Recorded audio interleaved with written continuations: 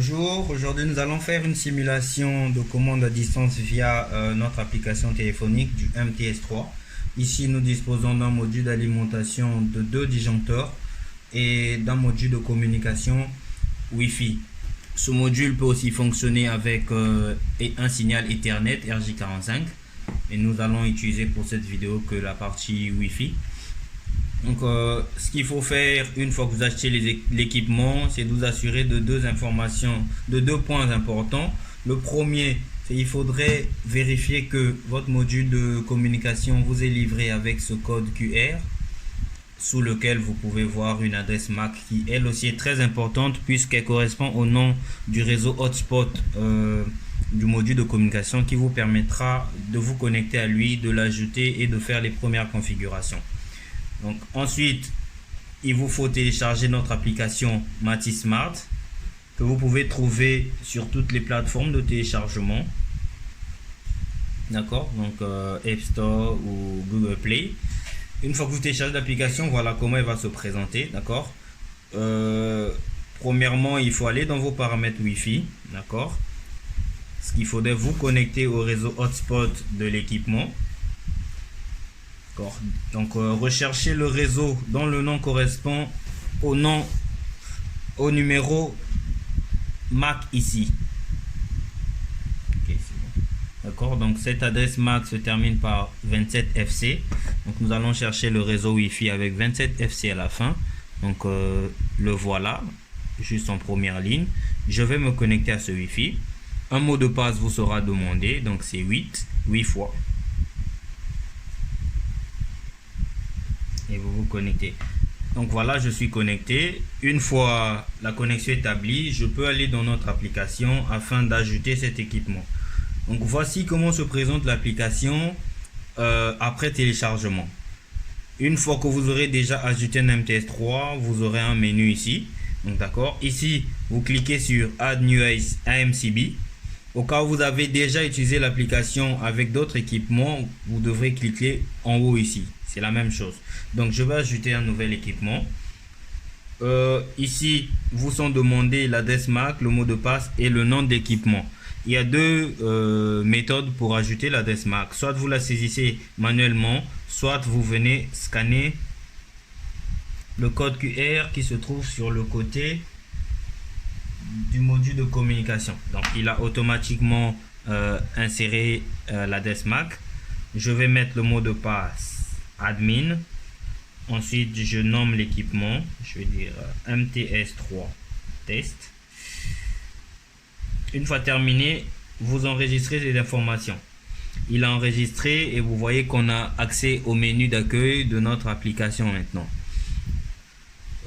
Pour ce qui est de la commande à distance, il faut aller dans cet onglet là, l'onglet Master. D'accord.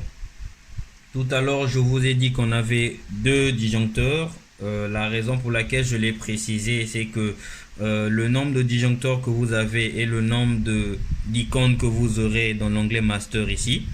Ici, vous avez la possibilité en les sélectionnant ou en désélectionnant de les commander simultanément ou séparément. Donc moi, je vais sélectionner les 2 disjoncteurs. D'accord. Ils sont en position on comme vous le pouvez voir ici. Donc je vais cliquer sur off. Il me demande si je veux tout arrêter, donc j'accepte et voilà, les 2 disjoncteurs s'arrêtent. Je fais pareil pour le démarrage. D'accord. Si je veux, je peux désélectionner l'un des disjoncteurs. Donc je viens de désélectionner un. Je vais donc comme ils sont allumés, je vais l'éteindre. Donc un disjoncteur s'éteint pendant que l'autre reste allumé. D'accord. Je peux faire pareil ici. D'accord. Je sélectionne le second, je l'arrête, il s'arrête et je sélectionne les 2 et je les rallume. Ça c'est pour la commande à distance.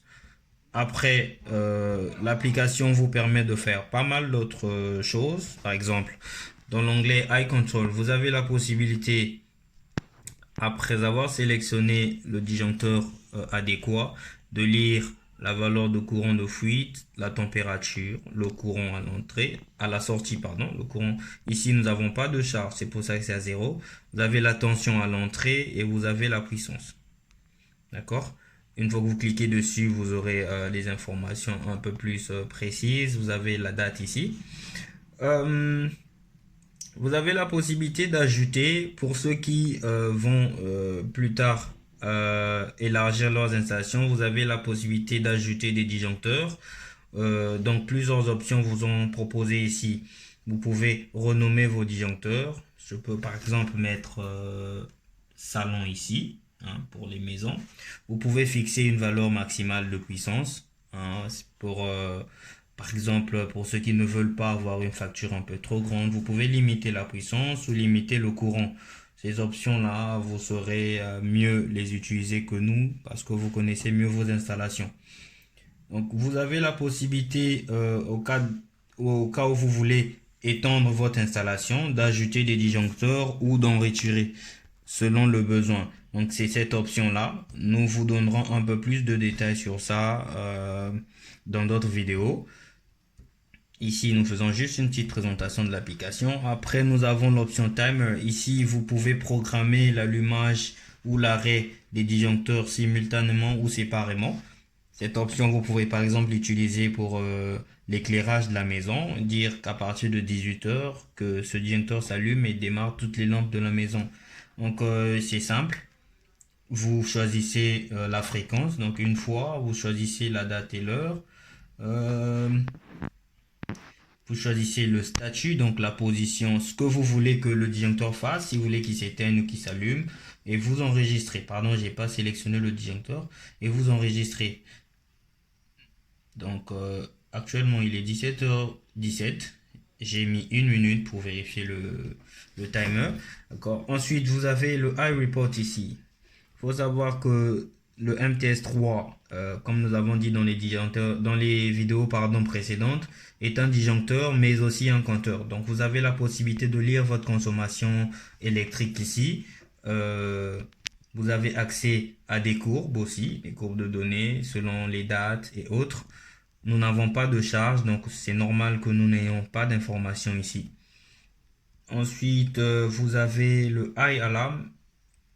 Ici, il vous donne en temps réel les défauts, problèmes survenus avec votre équipement. Donc, de partout où vous êtes dans le monde, vous pouvez toujours avoir des informations sur votre installation, s'il y a surtension, coupure d'électricité et tout ce qui va avec. Nous avons aussi le test automatique de courant de fuite, d'accord? Tous les disjoncteurs sont munis de ce bouton-là qui permet de le garder, de faire un test de courant de fuite tous les mois. Donc nous avons donné la possibilité d'automatiser ce test-là. Donc vous décidez de quand, de quelle heure. Vous faites le test manuel ou automatique, à vous de voir. Donc voilà en gros ce qu'il faut dire sur notre MTS3. N'hésitez pas à poser des questions, à liker les vidéos, à vous abonner à notre page pour plus d'informations, plus de vidéos. Merci.